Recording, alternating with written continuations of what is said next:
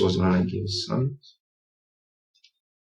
Identify the coordinates of the center, vertices, foci, and thus find the eccentricity, latus, rectum, and the equation of the asymptotes of the given hyperbola.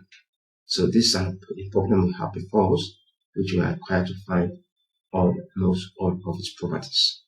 So the equation is given as x minus 3 all squared divided by 4 minus y plus 2 all squared divided by 9 equals to 1. The first question is to find the coordinate of the center, C.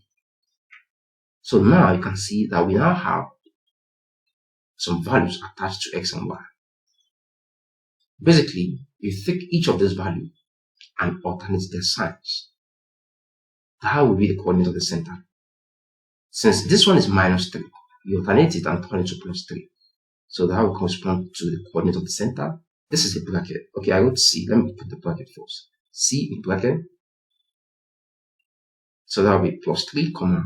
Now this is plus 2. You alternate the sign and turn it to minus 2. And thus, you have the coordinates of the center of the hyperbola. This coordinate is what we are going to be adding to the corresponding coordinates of the vertices and the foci. Now, to get the coordinates of the vertices, we need the value of A. To get A, we must know our hyperbola. What type of hyperbola we have? Is it vertical or horizontal? How can we tell? That will depend on the sign that is associated to the vertices. You notice that x-axis is what has a positive sign, while the y-axis has a negative sign. Thus, we have a horizontally oriented hyperbola. And since A is always under the positive axis, it means this 4 is A squared. And if that is the case, that implies that A squared is going to be 4. Thus, A is going to be plus or minus 2. And simple as that.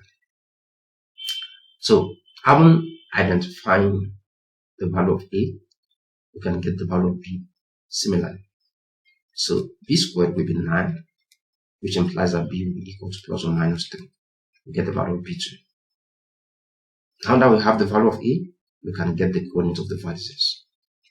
Thus, V in the bracket will be, since it is horizontally orientated, that's one, and at the same time, it is not centered at the origin. We mentioned it earlier. So the coordinate of the vertices will be what? It will be H plus or minus A, comma K.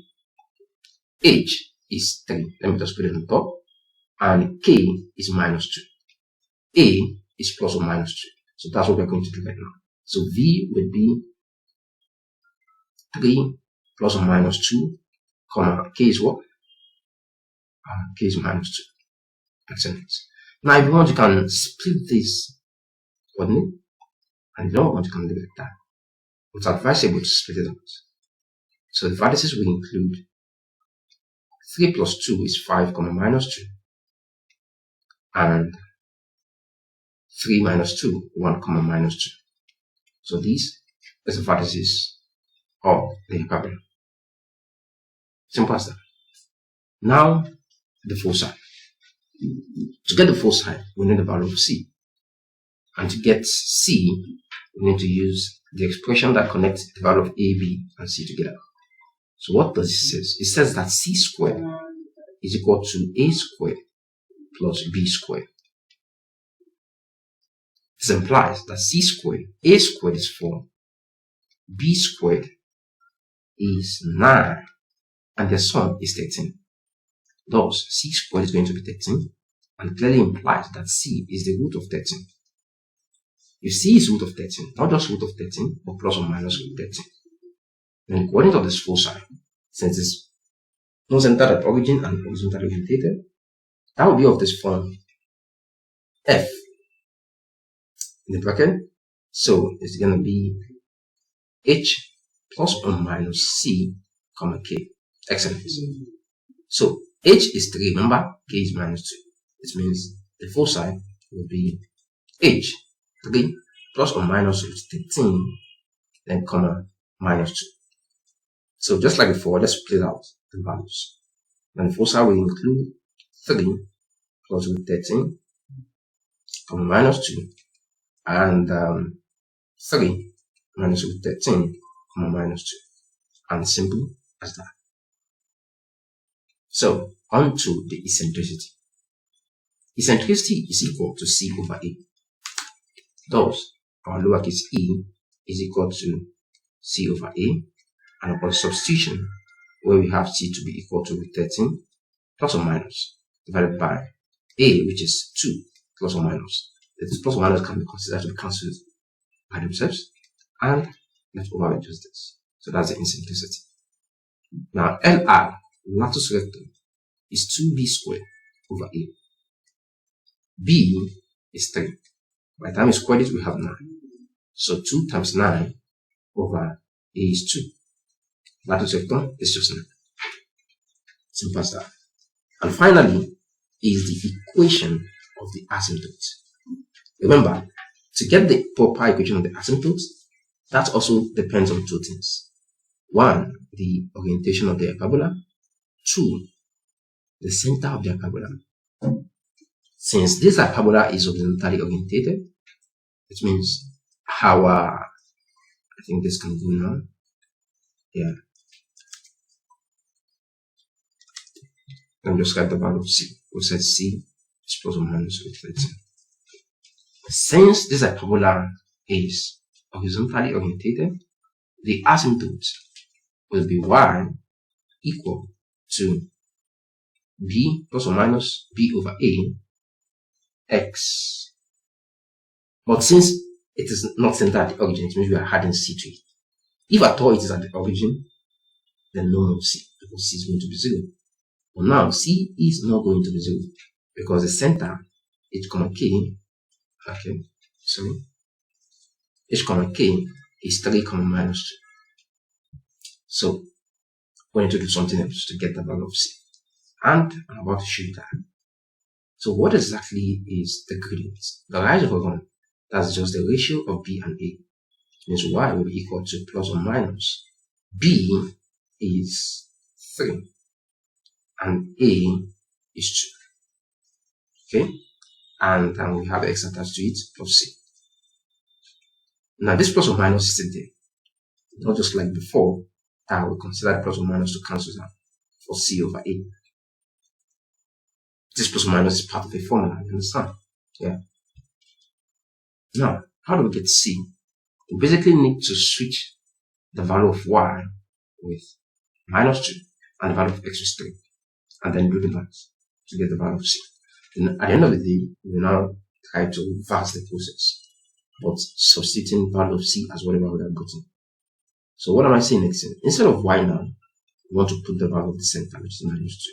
So put minus 2 equals plus or minus 3 over 2. Now instead of x, we put the values of this, which is 3 times 3 plus c. Now we might be getting 2 values for c. That makes sense because we have 2 diagonals in the sun depending on the gradient. So that doesn't mean.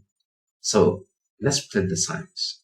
The first one, but let's multiply first. We have minus 2 to equal to plus or minus 9 over 2 plus c.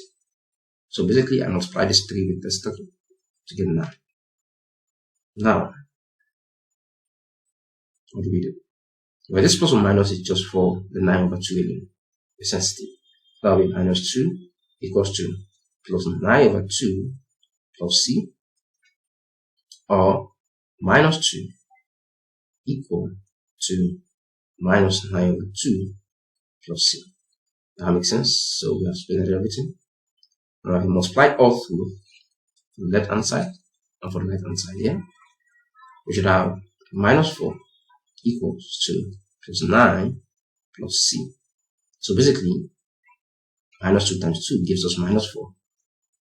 And then when I multiply this by 9 plus 2 times 2 gives us 9. Okay, and I basically need to multiply this by 2 also. So that should be plus 2c. Okay, or minus 4 equal to minus 9 plus 2c. Excuse me. So basically, I multiply minus 2 times Now this 9 can come all the way to this point, and the minus 9 can also do the same thing. Then we can have minus 4 minus 9 equals to 2c. Okay, and minus 4 plus 9 equals to 2c. So, minus 4 minus 9, that's minus 13. Minus 13 equals to 2c, or minus 4 plus 9 is plus 5. Plus 5 equals to 2c. Now, dividing through by 2,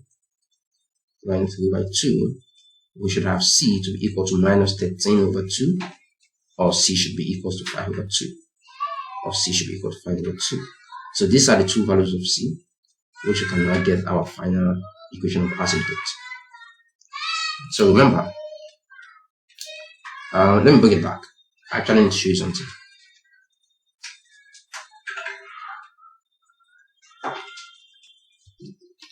We get the value of c to be minus 13 over 2 when the gradient is considered to be plus 9 over 2.